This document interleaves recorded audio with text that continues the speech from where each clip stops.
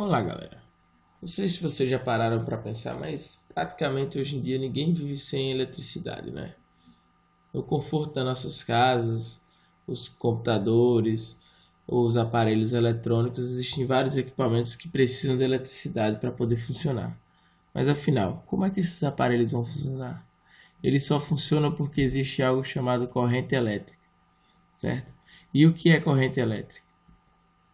Você já fez essa pergunta?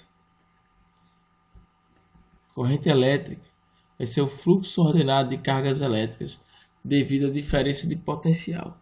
Então, a corrente elétrica é, na verdade, cargas elétricas que passam por um condutor devido à diferença de potencial, de maneira ordenada, certo?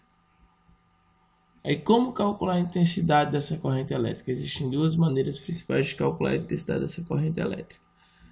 A primeira é dada pela relação entre a carga elétrica que atravessa a seção do condutor e a variação do tempo, ou seja, a quantidade de carga elétrica que atravessa o condutor em um determinado intervalo de tempo ΔT. Então, I, que é a corrente elétrica, intensidade da corrente elétrica, é igual a Q, carga elétrica, dividido por ΔT, que é a variação do tempo em segundo. Então, a intensidade da corrente elétrica é dada por Coulomb por segundo, ou simplesmente Ampère, né? Em homenagem ao físico francês Ampère. Outra maneira de se calcular a corrente elétrica é pela primeira lei de Ohm, certo? A gente já sabe, U ou V é igual a R vezes I, e se a gente isolar o I, que é a corrente elétrica, pode calcular como sendo tensão dividido pela resistência elétrica. Certo? Há dois tipos de corrente elétrica, né? Aí a gente vai para um simulador aqui do simulador FET, eu já deixei preparado para vocês, para a gente tentar entender quais são esses dois tipos de corrente elétrica. Primeiro vamos falar da corrente elétrica contínua, aqui embaixo. A corrente elétrica contínua, ele tem esse nome porque ele vai ser, claro, contínuo, né? O fluxo de elétrons vai ser contínuo, e aí ele não vai ter variação nem de sentido. Então, por exemplo, essa corrente aqui, a gente tem um medidor de corrente contínua. O gráfico dessa corrente contínua vai ser linear. Então, aqui a gente tem essa corrente aqui, os elétrons passando. Aqui é um exemplo de esquemático de uma fonte de corrente contínua, certo? Os elétrons, eles passam pelo interruptor, passa pela lâmpada e acende a lâmpada. E ela brilha. E a corrente, ela permanece contínua. Então, a corrente aqui de menos 1 ampere, né? Porque a gente está medindo na ponta. E aí ele fica com a intensidade de menos 1. Já a corrente alternada, ela varia o seu sentido, né? Note que ela tem um fluxo ora no sentido, ora em outro sentido.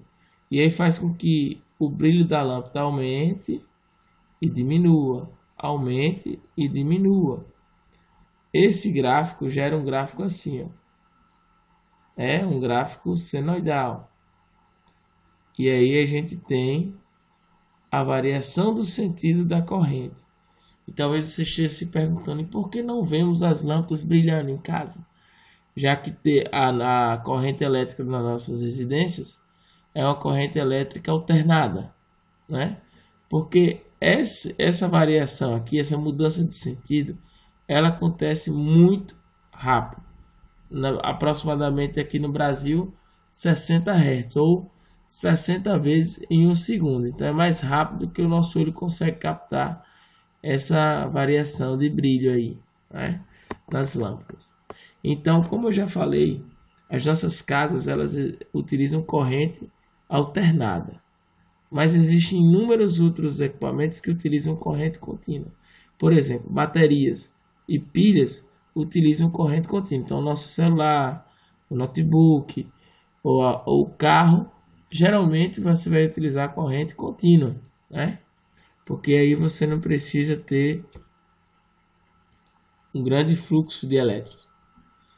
Já quando a gente está tratando de grandes distâncias, a gente utiliza corrente alternada. Então, existem vários equipamentos também nas nossas residências que utilizam a corrente alternada. E até hoje em dia tem esses dois tipos de corrente, né? A contínua e alternada, que a gente vai falar um pouco mais nos próximos vídeos. Então, é isso aí, pessoal. Forte abraço e obrigado.